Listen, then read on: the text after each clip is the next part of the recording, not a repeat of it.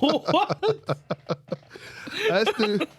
Aston Martin. That's a forced segue. Whoa. No. Well, all right, go ahead. I'm sorry. No, because Maybe it might make sense. They were complaining on how the FIA rules were targeting them. That's the whole. That's the dingling part. Here we Well, go. they mentioned the low rate cars. Right, that it was targeting low rate cars, but we're coming off of a season where they were already penalized points. Yeah. Where they had the whole brake duct issue, like you guys talked about, and now to have to deal with this low rate concept. But they're performing updates to their car. They have updated the floor. They have introduced new side pods. We saw Sebastian Vettel's great drive. The strategy was good. We saw Lance Stroll also finish in the points. So we saw them jump from 7th to 5th. Do we see Aston Martin continuing to be able to throw money into the car this year and perform even better than where they're at? Can they catch up to McLaren and Ferrari? What do you guys think? No. No? I don't think so. I don't think They will have good weekends because to me, last weekend they had a good weekend where the They had a strategy. great weekend Yeah, compared but to where the they strategy did. fell into place. They executed it properly. Like all the actions that were written on the board came up. Yeah, because they. No. Oh, I see your face. I'm thinking. What the hell? No.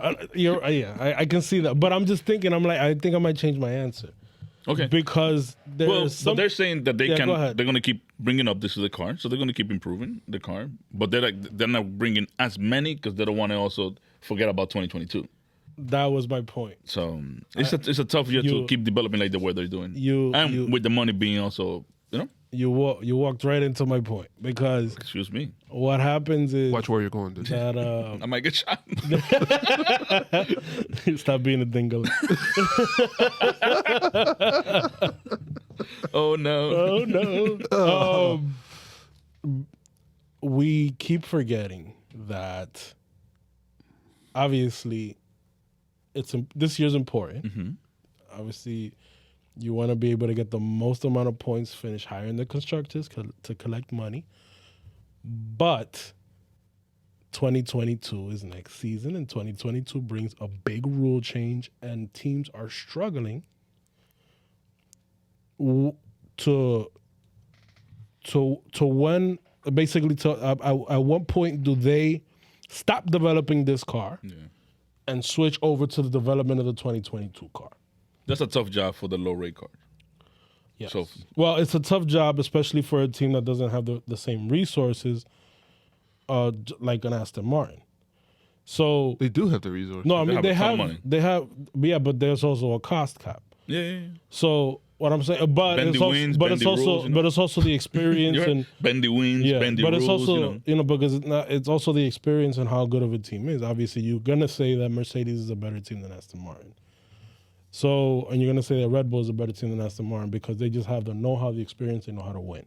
Aston Martin, they're good in the midfield. They're good at saving money. traditionally, yeah. But Aston Martin is great at saving money. however, it's still a big decision because now what happens is that they start the season on the back foot. They started the season on the back foot. Mm-hmm. They're putting a ton of their development into this car, but how much of that will carry over to the 2022 car? Not much. Yeah. So at what point do you say, all right, let's stop developing this car just to move up in the standings, and let's start developing the 2022 car and see if we can get a better chance starting off next season. So here's my question to you guys, right? I think that their dollars spent today to make up the difference is going to be important. My question to you guys is, do we continue favoring the high rate concept cars next season? I don't think so. I don't think it's going to make a difference because remember that the aerodynamic concept is very different next season. We're talking about It's more of a, obviously they're going to have the Venturi tunnels. It's going to be more of a what do they call it? In what country do they have those tunnels?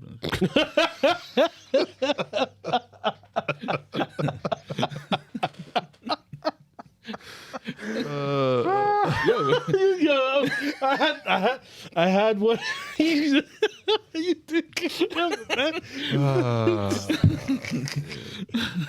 All right, it's gonna be more ground effect. Yeah. Venturi is a Yeah, Venturi effect is a aerodynamic. That's what country they got those tunnels. Somebody who doesn't know would be like, Italy. Yeah, it's a region in Italy. With a lot of wine. Yeah, Venturi. And Great So it's gonna be Oh man. Yeah, so the concept is going to be completely different because the reason why they're having such so much trouble with the floor, especially when it's a low rate car, is that the name of the game with the floors was to keep the air under the car enclosed, not to leak out, so it could go straight to the diffuser to get more suction. And the backwind. Yeah, they're not going to have to do that next season because the regulations already say that you're going to have those Venturi tunnels. It's going to be more ground effect.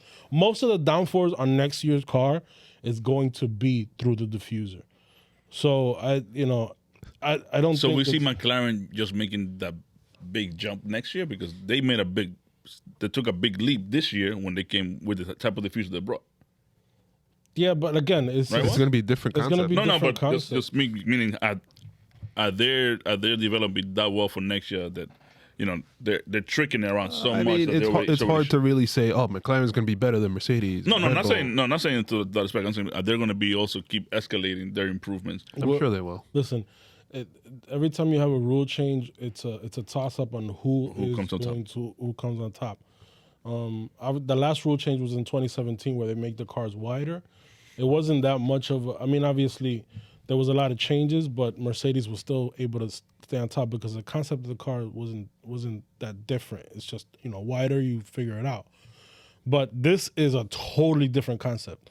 You're going from the concept of these current cars now, which was the same before the 2017 rule change, is how do I take the air coming from the front of the car into the back of the car where I can create enough suction to create downforce.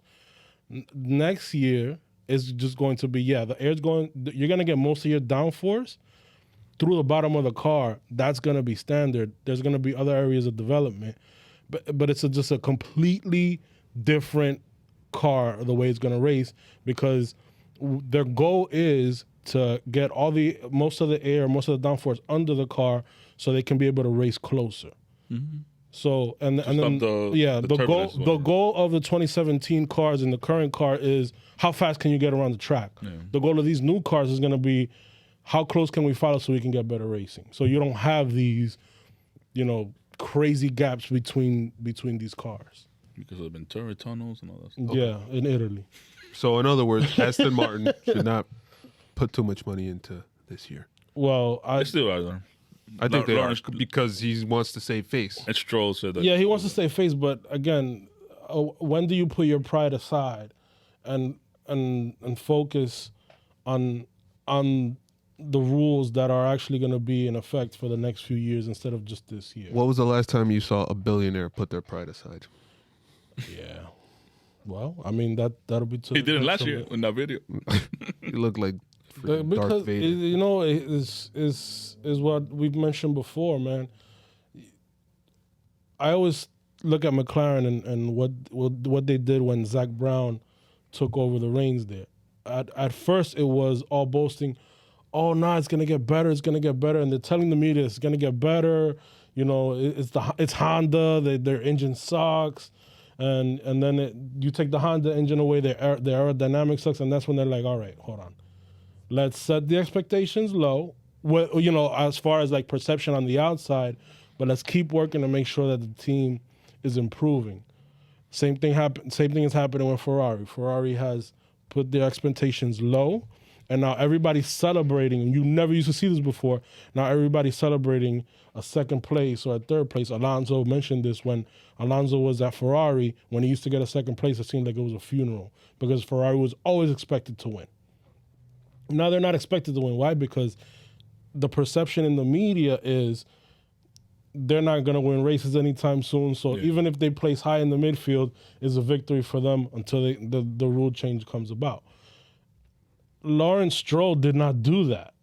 He came in, on the heels of last year because they had a really good car last year, even though I think we all could agree that they underperformed how good that car is.